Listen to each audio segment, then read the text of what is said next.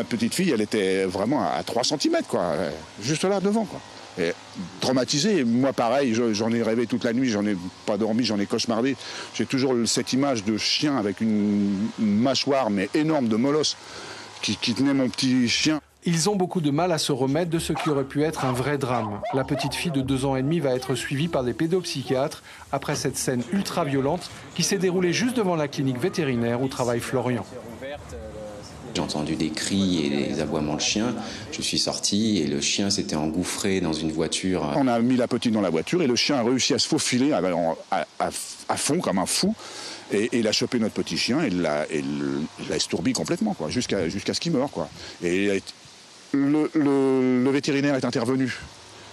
Heureusement, on a pu sauver la petite fille. Le petit chien, je l'ai sorti aussi, celui-ci qui est arrivé à passer devant la voiture sur le siège avant.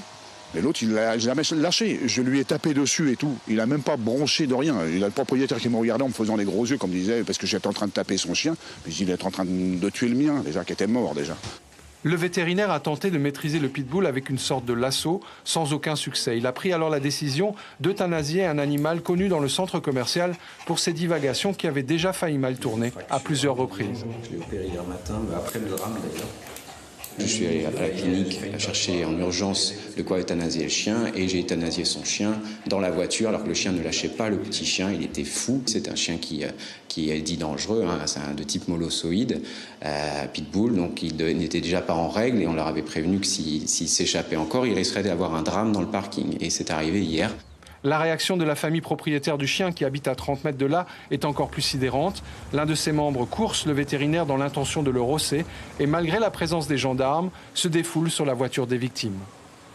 Il s'est acharné après la voiture aussi. Voilà, pourquoi?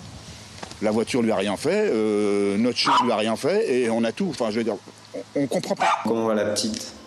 Des menaces verbales sont aussi proférées devant témoins avant que le maître du chien ne propose finalement un arrangement à l'amiable. La famille victime qui a porté plainte ne veut pas en entendre parler.